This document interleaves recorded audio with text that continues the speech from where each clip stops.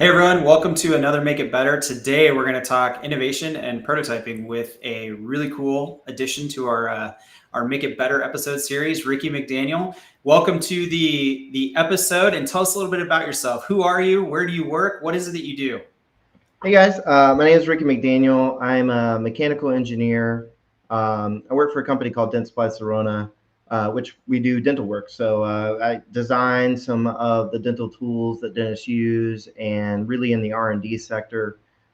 Just start from the prototype, the innovation, all of the stuff behind it, and then bring it to a production environment. I've been doing mechanical engineering for about 10 years, and I tinker a lot at home, as most engineers do, and do a lot of fun things like that. But yeah. So I'm not going to lie, I didn't know much about the company you worked for, so I went and did a little bit of sneaking around on the website, and you guys make some really cool components for the dental industry. And they're not like, your mom and pops type products where they're just bricks and rectangles and things like that. There's a whole bunch of organic shapes and designs. Like it's to me, it seems really futuristic. Can you talk a little bit about how that industry has evolved a little bit? Because those products are amazing looking. Yeah, definitely. So I guess it all kind of goes back to the very beginning. Dentistry has been practiced for a very long time. Back when they had wooden wedges that go in between teeth to kind of help with a restoration, things like that. And new technologies have come out. So we've been able to innovate and take these new technologies from your primitive arcane, using a hand drill, stuff like that, all the way to now you can, I'm sure I'm sure most people have been to a dentist. And so, the work that the dentists do is incredibly efficient compared to a long time ago. And we have rotary drills and things that can do root canals and dive into a root canal and take the shape of the root, so it's incredible now with the innovations that we have, all the new technology. Yeah, it's pretty wild. I had a crown put on a while back, and like they took the impression. I was talking to the people at the office about how they take that scan data and make the mold, and they're like, oh yeah, we just go over, we do CNC, and it makes the mold, and it's back in like 3 days. And it's like that's not that far off from how people just create prototypes, right? Yeah. So it's pretty cool. Now you mentioned innovation, so can we talk a little bit about what your process is for innovation? Like, what do you go through? Sure. Yeah. So at first there's always a problem, right? You have to go and figure out what you're trying to solve. And if you don't define that problem well at the beginning, you're going to end up with something that you weren't expecting. I had a friend once that ran a kind of prototyping shop, and they took people's ideas and they were paid to basically take them to reality. And they always struggled with that very first part. That was always the beginning. And that's kind of, one of those things that defines the part. But once you have the problem fully defined, you can come up with ideas. And, it's really nice, like, to sketch them out after that, and then you tweak, and then you get, input from others. I think that's a crucial portion of the innovation process, because when you're thinking about something, you're in your own silo and you're struggling with, solving the problem directly. And there may be some other ideas that you haven't even thought of. So sharing that, early with someone you trust, is important. And then you guys kind of work together and tweak it, and you can take it on your own and just keep coming back to them, or you guys can work together. But then you finally get to a full design, and you want to get input again, because, when you're making the full design, you're going to miss things, things that you didn't, anticipate when you're testing it. So after that, you go and you prototype and you test and you prototype and you test, and you get enough iterations down where you feel really confident in design. You've tweaked everything you can. And so at that point, I like to take it, just me personally, I like to take it and just recat it all. I take the idea, I take a lot of the measurements, things like that, but I start over from scratch and I make the part then. Because the next step after you get that final design is taking it to manufacturing. And if you have like wild cuts in all kinds of places where you've just wanted to remove material that you had to get out of the way or what have you, uh, it doesn't work so well at the end when you're trying to tweak it and get the manufacturer's input. So once you get to that prototype stage, you're still in prototype stage, even when you bring it to the manufacturing group, because it's still, the model is still being tweaked. It isn't finished until manufacturing fully takes the design and you're out of that. So, and companies, usually depend on R&D and stuff like that, even after manufacturing, to kind of help with the first couple of runs and things like that. But that is one of the crucial parts that I think a lot is missed, in design engineering and R&D engineering, is they take it up to the manufacturing part and then they kind of just give it away. And that doesn't happen all the time, but it is one of those things, and it's critical. It's important. So you packed a lot into the explanation there. We're gonna rewind a little bit on a few That's things, fine. but I do want to remind everyone that we are live. So if you have questions for Ricky, or you have questions in general related to what we're talking about, feel free to chime in the chat, and then we'll go ahead and insert the questions where it fits. There'll be some comments along the way we'll throw in too, Ricky, because we have a pretty passionate group that listen and follow along. When you were talking about prototyping, it reminded me of, I used to make these parts for Bronco Hut out when I lived in Colorado. And what Bronco Hut did, I think they're under another name now, but what basically they would take like the first gen Broncos and they would put Coyote motors in them, and they would put all the amenities on them. And they were really nice, amazing vehicles, like all new drivetrain for an old, cool looking Bronco. But I got involved with them to make some prototypes. And, you talk about somebody has an idea and bring it to fruition. The first time I went in, they needed to make this riser plate that would fit the new style Coyote electric throttle. But it was like, well, the floors vary a little bit, and here's sort of this wedge, and it's like a weird angle. And like, we took these three pieces and we just sort of globbed them together. Can you turn that into an organic shape that's repeatable? And like, it took several iterations of doing it, where we printed it, then we went out and tested it, and it's like, well, let's make it out of billet now. And we went through like 3 versions of billet because of the weight and all those things. So it's interesting. And I'll read a comment here from Todd Blacksher in just a second. It's interesting how, regardless of the industry, the prototyping process seems to be pretty similar. And I think before I ask the question, I'll get to that in a second. Todd made a comment of, really good to hear that I'm not the only one that makes fresh model after duct tape and Bondo design stage. So you're not alone. That's the good thing, right? Yeah. Now, as you talked through that, one of the things that sort of came up, you mentioned it a couple different times, but I want to put a point on it. And that is, what's the most difficult part of the innovation process? Yeah. So for me, I mean, this is going to vary by, every engineer, but one of the things I've noticed when I'm bringing something to production is that process of moving the one-off prototype to the manufacturing environment. You expect your design to work out perfectly. You expect it. You thought about manufacturing at the beginning. You thought about everything. You said, I'm going to 5-axis CNC this, and I'm going to, injection mold this part, and we're going to overmold it. And that usually doesn't work out. A lot of the times you get there and you're like, oh, well, we can't do it this way. We got to do something else. And when you prototype in that stage in the very beginning, you're trying to do something with very little money, or as little as you can. I mean, it's expensive, but you're trying to do something and save the most money so that when you get to manufacturing, you can really, go full bore and run it with a good margin, a profit margin, really is what you're looking for. But that stage is difficult, right? Because you're 3D printing and you're not doing injection molding. So when you take something, and I'm just going to use an example, like a hand piece, right? A piece that is gripped on your hand, and you 3D printed it, and it's organic, and you defined all the shapes and everything, or maybe you just are going to send the company the CAD, but you've defined this, and then you send it to them, and they're like, this is completely unmanufacturable. And you're like, what?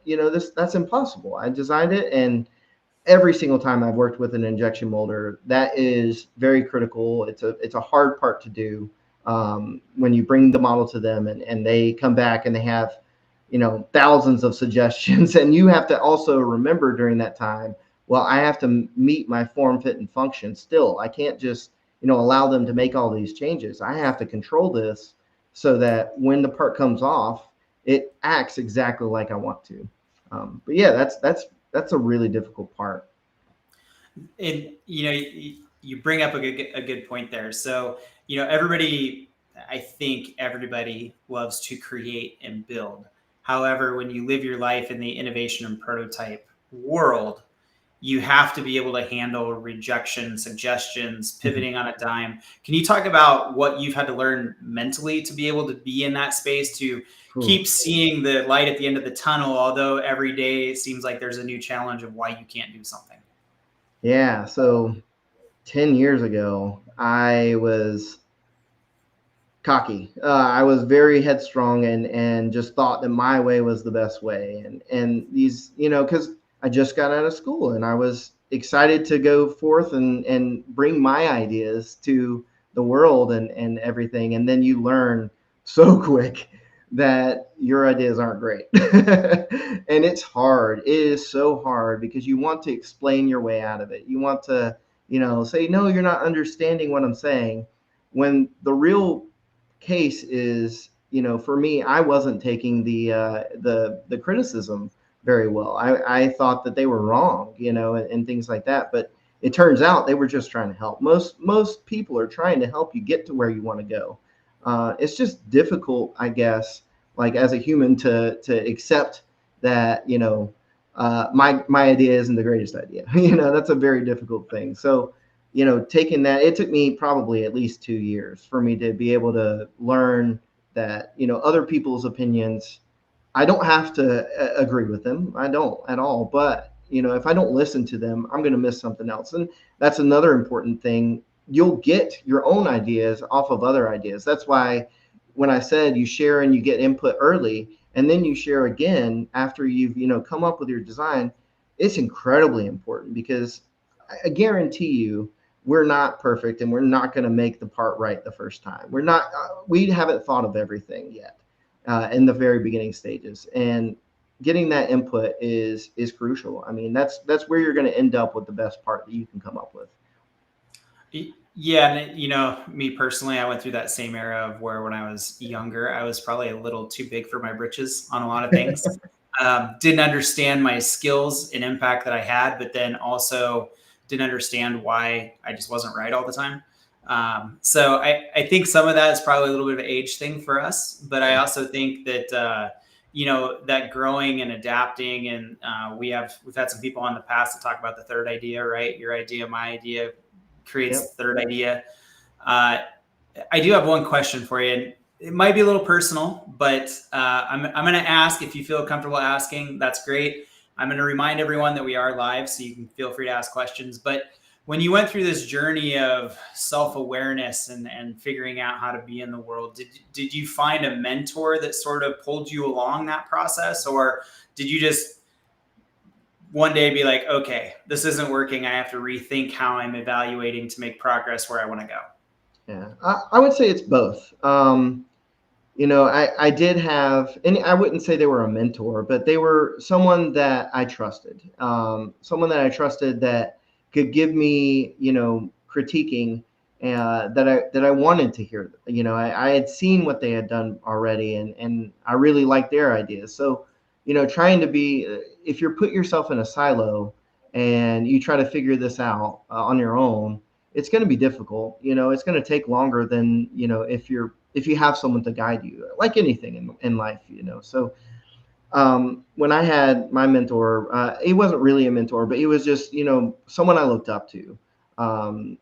They really just helped me push for better. To be honest with you, I thought I was good enough, but at the end of it all, I realized, wow, there's so much more out there, and it's important, to have a mentor if you can. I mean, it's hard to get one sometimes too, but that is important. And yeah, so I just I did both. I did myself as well. So it took both. It took introspective, looking back and kind of. And this is a funny story. So at the end of the year, my boss always gave us one day off, apart from our vacation.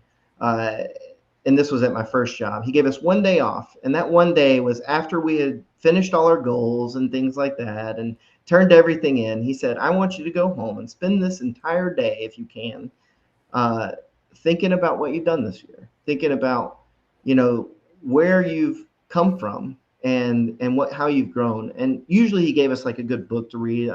There was one like The Toyota Way or something like that, that I read a long time ago, which was great. But we got to spend that whole day, and he was an incredible manager. But we got to spend that whole day just noodling and thinking about ourselves and where we could go from that. So it was just an incredible experience. So if you're lucky enough, or if you want to propose the idea to your manager, that's a great idea too. Yeah. Well, and I think that's a really good thing to give people time to reset, right? Because a lot of times it's like, okay, here's a deadline completed, next deadline, next deadline, next deadline, and you just go through the motions. Your answer really resonated with me, because when I think back, like I've had a couple different people that influenced me or mentored me. It wasn't just one person that showed me the light, right? From, like we were talking before the show, right? The one person that I worked with on lasers and art, Dan at Benson Machine Works, like he sort of cultured me in a way of being more artistic and creative in what I do, right? And then on the other side, for like a business life perspective, there was like Dick Longoria, who I first started working for at Tridac back in the day for SolidWorks resellers. So there's different avenues of people that connect with you over time, and it's sort of cool to look back and see those things. But it's also important to understand that there's not just one person that has all the keys to the castle for what fits you. Yeah. So we've talked about the bad part. What is your favorite part about doing innovation? And the beginning. So at the beginning of a prototype stage, it's just fun. The world is, your oyster at that point. You can do whatever you want to do to solve the problem. There is no bound. So you can come up with crazy things. It's raw, and there's endless possibilities, and you have a lot of fun with your colleagues, right? So or your friends, just sharing ideas and coming up with silly stuff. I worked the same manager that gave us the day off. He came up with a really cool kind of exercise, and it was fun because we were all just in a room, and he said, all right, here's the problem. My problem is that I need to mow the yard, but I also have to take a shower and make dinner at the same time, because people are coming over in 20 minutes. I don't remember the time, but say that's what it is. So he has to mow the yard and do all these other things at the same time, basically, and you can't. So it was cool because as a group, as his employees, we came up with ideas. And, one person was like, hey, just hire somebody to mow the yard. Go get your neighbor and bring him over and or tell your wife to do it. Or do you have any kids? Tell your kids to do it. Or, one of the craziest and funniest ideas I heard was get some goats. Let the goats come out and just eat the lawn while you're, that's super easy. And then you don't even have to worry about it. So that was a really fun, just exercise where at the beginning stage of that, in the very beginning, it's free. You're free to do anything you want. And that's so much fun. That's a cool story. I heard before the thing we were going to talk about the goat story. That's pretty awesome. Growing up on a farm, we had a goat, and the goat loved to eat all the flowers and everything. Yeah. And then it was, pulling siding off the barn, and like it was a disastrous animal for us. But that is a very creative solution to a problem of I have to do multiple things at once. Yeah. So I'm going to remind everyone again, we are live. Feel free to jump and ask questions. We do have some that we'll get to here in a little bit, Ricky, but let's talk about your journey, because I'm guessing when you were a kid, you had ideas of what you wanted to be when you grew up, and then you went to college, and then you got into where you are. Let's talk a little bit about that journey of how you got here, and then how those experiences of you growing up lead you to be the perfect person to do prototypes and just go through an innovation process every single day. I wouldn't say I'm the perfect person, but I would say perfect person. You're here talking with us. You come with good resources on the back end. You do some really amazing things. So I'm going to say the perfect person for it. Well, thank you. I appreciate that. So when I was a kid, my dad was one of those people that just love to play with things. You know, like he uh, when we were younger, I remember I was probably what, like 7 years old, and he made an entire robot suit for this play and kind of thing for the kids, and he like got all the resistors and LEDs, and it had a fan inside the suit to cool the person down, and he built it from nothing. He literally built it from I have an LED, a resistor, a battery, you know, I have a computer fan, and I have some tubing from Lowe's, and, you know, just all kinds of stuff like that. So I saw him do that at the beginning, and I thought it was amazing. I was like, how did you do this? You know, that is incredible. And as I was growing older, he saw that I really like to do that kind of stuff too. So he got me one of those.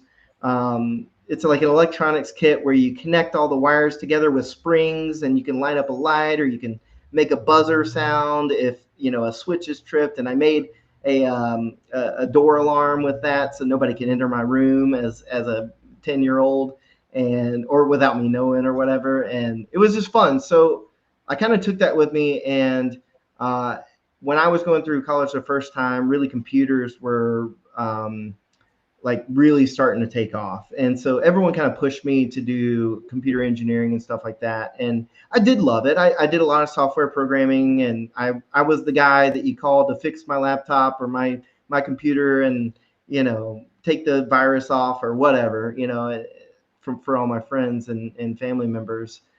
So I went and did that first. I did computer software engineering and stuff like that for probably about 3 years, and I hated it.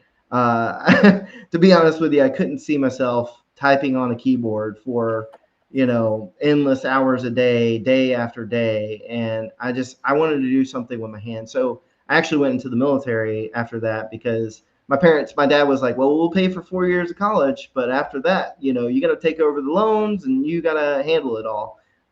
So I was getting close to that time. And what's cool is the military does, like, you know, loan forgiveness and things like that. And so basically I went in it with, you know, no, the second time around after the military, I did aircraft maintenance there. So I was actually in a little higher tier where we replaced the rudders and the ailerons, all the flight controls, pressurization, landing gears, stuff like that, windows and doors. And then I kind of figured out what I wanted to do. I really loved working with my hands there. But I always came up with something while we were working on the parts of the airplane that it felt like a better idea. And I knew that there was a better way, right?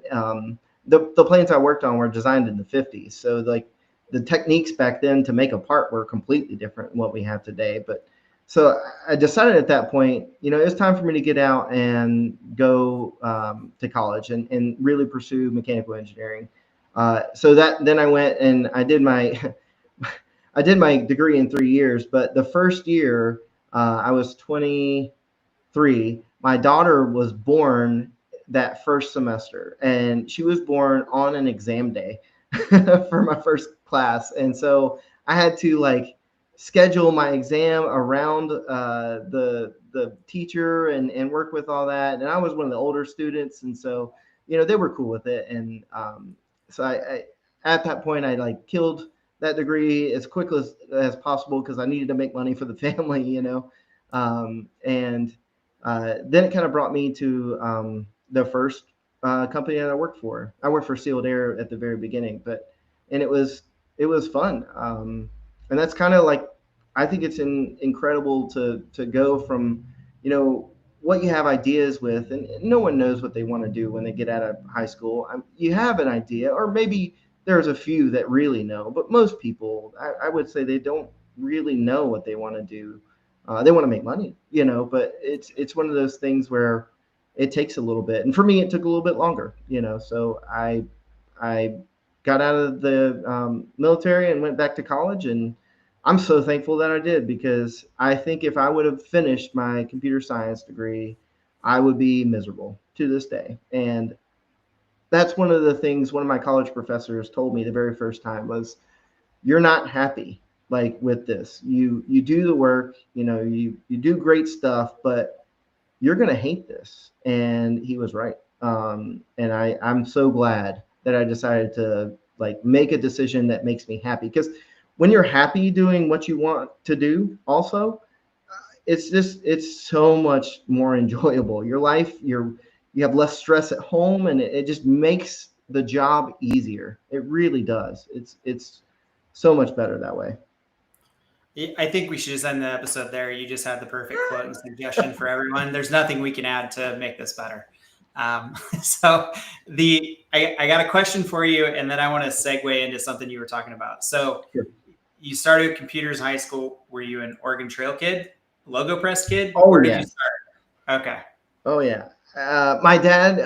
So this kind of goes back to my dad. My dad he got like an old Macintosh Performa Power PC like 100. Like one of the first ones. It was black and white, and he like 2 years later he got a different computer which had a color screen and all this jazz. So I got the old one, right?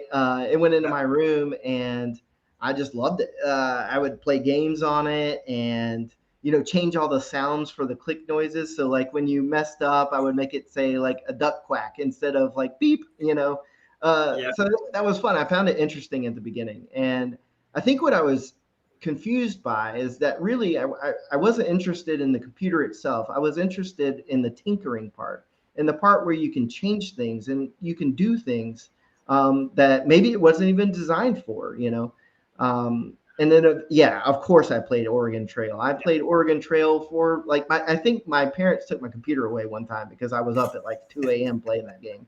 There was another one with like a spaceship. I don't know. There were so many games back in the day that were silly and, just so super simple, 4-bit graphics with like black and white. But yeah, it's one of those things that I think I was confused then, and I finally figured out what I wanted to do later. I was in that same boat, like, programming logo, doing WordPerfect, those types of things. It's like, okay, it's cool. It speeds it up. It beats my cruddy handwriting. But I was more interested, like you said, in the tinkering, the figuring out, like, oh, if I map this network drive to the network in the school, who can see that? Those types of things. So you mentioned, your time in the military and precision. Then now you're at a dental place, which is precision. Let's talk about the importance of prototyping and precision, because I think a lot of people, they're like, oh, it's a prototype, we'll just 3D print it, whatever, it's just sort of out there. Let's talk about the importance of precision and 3D printing, and more importantly, why does that matter? So I think we have like a twofold answer here. One, I mean, it depends on the part. So if it's a part that you're just sticking in to take up space or connect two pieces, you can get away with higher tolerances, something, in the 10 or 5 thousandths range, something like that. But when you're making something really small, especially like in my world for dentistry, the pieces are tiny, tiny, tiny. And I mean, most of these are EDM cut. Almost all of them are cut with an EDM, and it is incredibly difficult. So you're trying to take this at the very beginning, and you want it to work like it would work in manufacturing, so that you don't have so many struggles in that first part that I talked about, which was taking the part to manufacturing. It's incredibly difficult to make the parts like that. You have to have some serious machinery to be able to take care of that. And the tolerances that you define in the beginning kind of control the part for the rest of the time. You can always open it up after manufacturing, which is nice. But at the beginning, you want reliability. You want, the reproducibility. You want to take this prototype and say, okay, I'm going to make 5 of these now and have someone test it.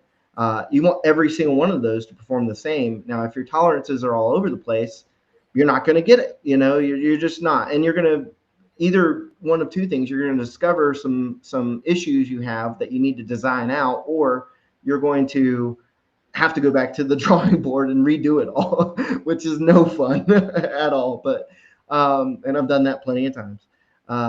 So taking the tolerances, doing high precision parts on really small stuff is incredibly important.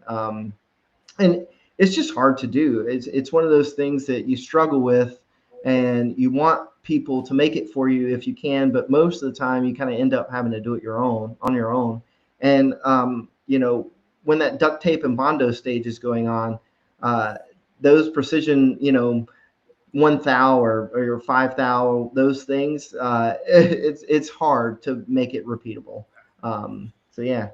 Yeah, and I can imagine that, because like next time you're at the dentist office, look around. There is nothing that is very large scale for fitting inside your mouth, right? Like that is all very small stuff, like very precise, very high speed, right? You think about the Mhm. drills and all the things that are going on. Like I can imagine that's a challenge. And you mentioned the manufacturing piece, and I want to talk about that a little bit, because one of the things we had talked about before the episode when we were chatting is, there's lots of talk about bringing manufacturing back to the US and Mhm. reshoring and all of these things. But when you're in the prototype space, you're doing lots of low run products, right? Mhm. And it seems like a lot of manufacturers have set up to run larger orders of things and not so much, Yeah. the little things anymore for like prototyping.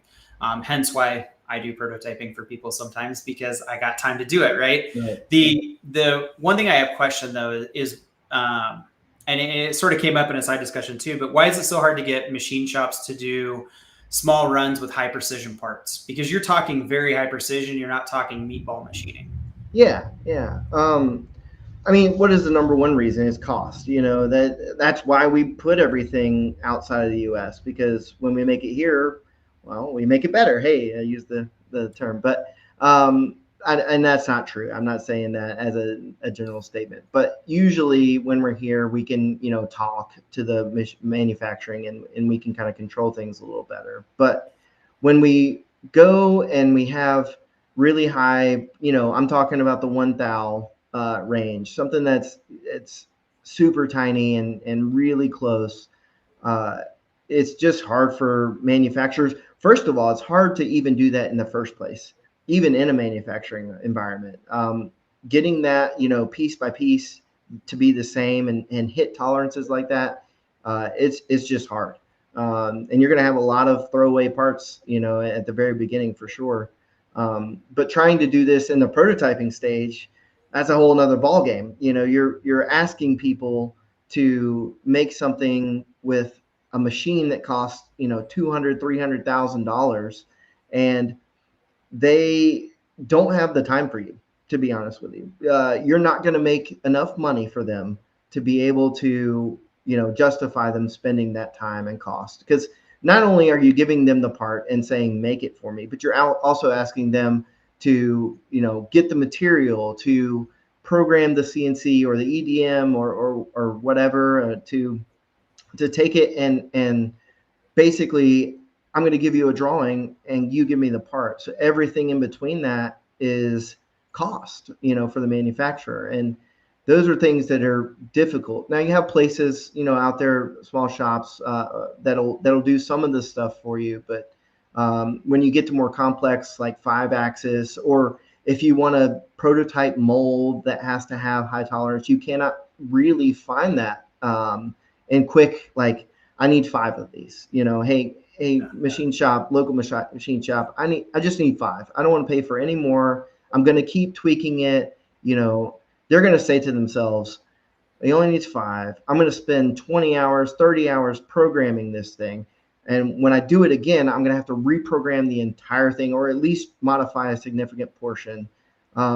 It's just not cost effective. So a lot of the times you like bring it in house. That's what I've been doing recently. Is just trying to figure out, hey, can we just get an EDM machine? It'll save us money and time in the long run, because you're going to pay. You're going to pay Yeah. for tolerance. That is for sure. So Yeah. yeah.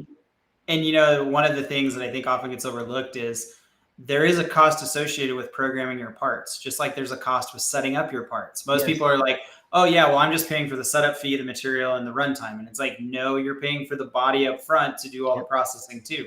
Now, if it's an order of 300,000 units, I'll probably absorb the programming cost because I'll make it up Right. over the cost of that run. But for 5 parts, I'm for sure going to charge you for my professional to program your part. Yeah. And you know, it's interesting, and I'm going to tell a story here, and you know, I don't know how many, I don't think I've told too many people this story, but back in, let's see, 2006, I worked for a company down in Kansas. We were an aerospace DoD type shop, but we also had a sideline, which is what I was hired for, to do products for NASCAR. We had licensing approval for like Dale Earnhardt Jr., like all of those, right? So I got to go to North Carolina and see cool race car stuff and all those things. But one of the things we were making besides display cases for all of this is we were creating the old gas pump like tops, you know, that are plastic and they have the lens that go in it.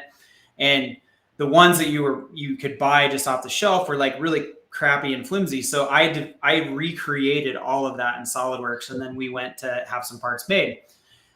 Obviously, we didn't have the equipment to do those types of things because we were set up for doing, you know, like a jam nut for landing gear for a 777 Boeing. We weren't doing curved parts, right? So we sent out for quote. And we did get some quotes because we were getting like lenses and screen printing and stuff from overseas because it's the only way we could cost justify to even do this. Mm-hmm.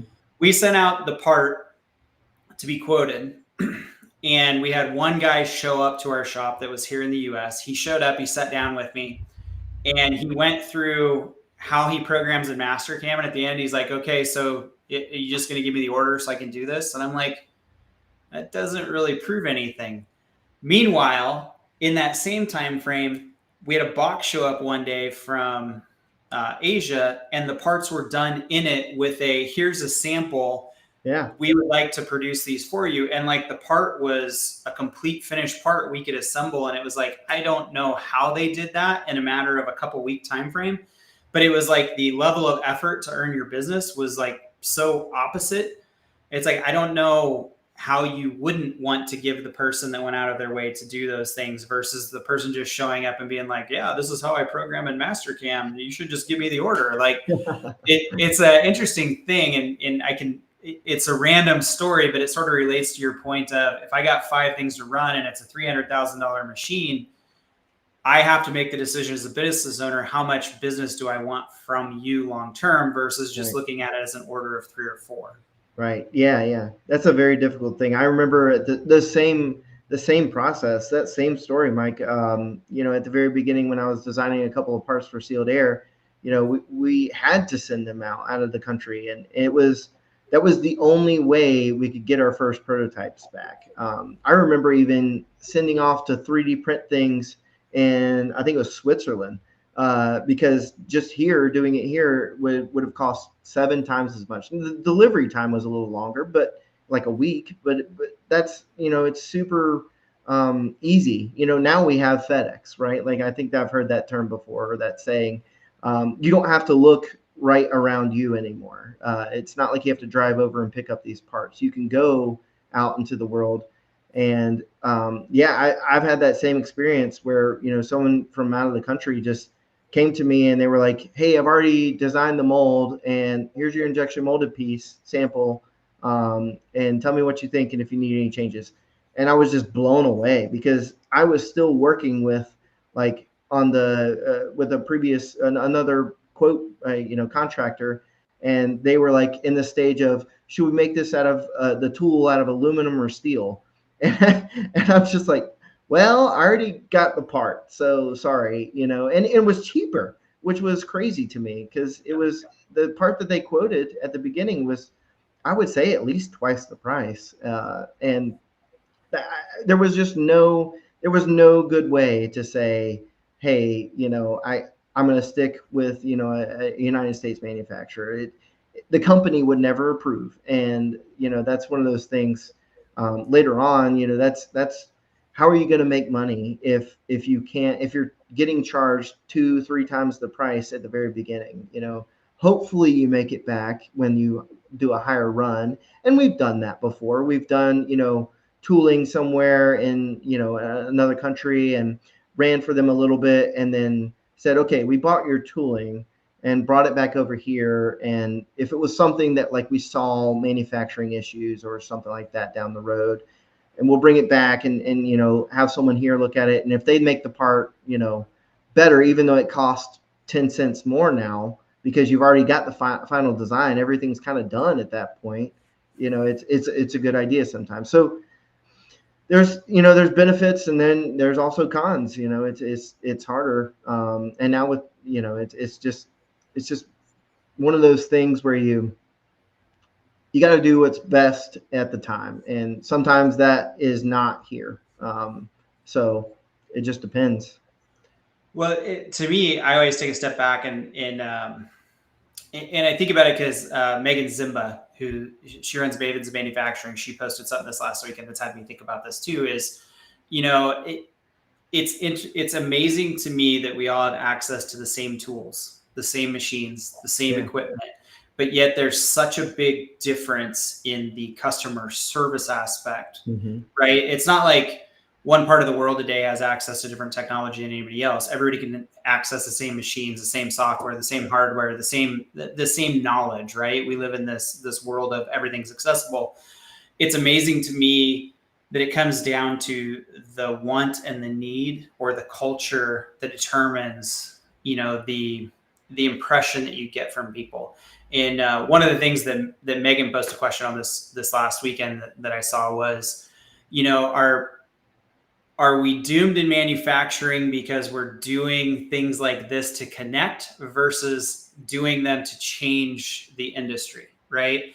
And I think part of what we're talking about now is not saying, the political piece of one's better versus the other, but like this is a to me a deeper conversation of, if we all have access to the same tools and technology, why is it that one part of the world I can get these results in a few weeks, where the other part of the world is like, well, I don't know. Like it to me, it's a deeper discussion about, I don't know if it's culture, but the mentality for manufacturing. I guess I'm throwing this to you out of left field. Or do you have any thoughts on that at a bigger level? Because I do think we do a lot of politicizing manufacturing, but I don't know if we're actually addressing the common things like what Megan was talking about last week.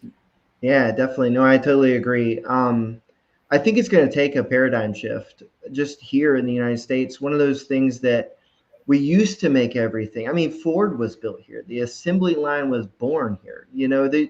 We did things a long time ago that made us proud to do it. And I think now a lot of people want to go to college. They feel like they're lost without going to college. Where, I mean, for instance, welding, right? Welding, you can make so much money, and that's what people are afraid of. Welding, you make so much more money than you would think. And so I think that's another part of it. It's just going to take some real, like, sit down thought, like, how do we do this? How do we, like, just get to, a part where we can talk with each other and say, hey, I want to make this stuff for you. We can do it the same way. Give us the opportunity. And I think if we are willing, not just in manufacturing, but in every like part of that prototyping stage, if we're willing to try and help each other instead of trying to make the most money, I guess is for lack of a better word, we're going to find that that money portion will solve itself. It's just going to take some real thought with your manufacturer, and talking about it. I think that's my opinion. No, and I think that's great because, like, look, to be transparent, like, I've tried things like Xometry. I've been around Send Cut Send. I like those companies. I like what they're doing.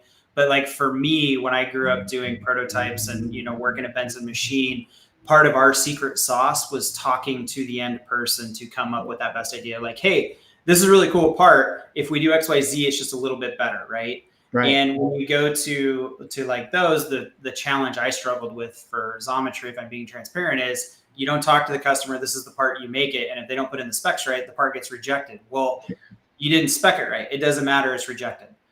Okay, well, that's great. But for me personally and how I work, I want to work with the end user. So for me, it just didn't work the way that I was used to, working through prototypes and innovation.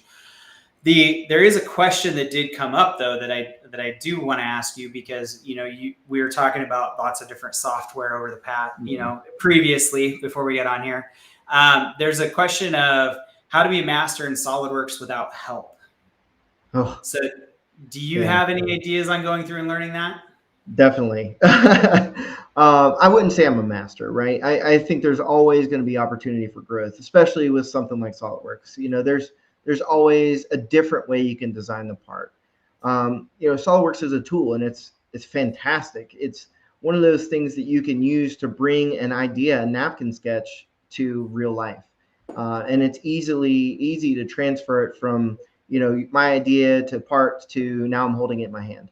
Um, when you get to complex stuff like surface modeling or, um, I mean, sheet metal isn't really hard, but it's one of those things that you do have to know what you're talking about, doing reliefs and your cutouts and everything. I would say surface modeling is a big one. That's difficult, especially when you're moving to organic shapes. Stuff that you can hold in your hand and it's going to fit your hand instead of just a square, in your hand that doesn't feel good. It's one of those things where it's a mind thing also. So not only do you have to like understand how the tool works, but you also have to wrap your mind around how do I go and cut this one surface but leave this little portion, and you might have to do a couple of different things. I've done some really weird stuff in SolidWorks too, where you make several or 15 different planes to drive a curve that is going to be a part of a surface that you'll then thicken right later on. So you have that end goal of like, I want this shape, it's organic, I'm going to have to do a boundary surface, and then I have to cut it and pull this part of the surface out and, do some free form there and then thicken it. And now I have my idea, and it probably won't be perfect, especially at the beginning. It took me a long time. I mean, I've been using SolidWorks for, 15 years now. And it was just one of those things where at the beginning I struggled really hard.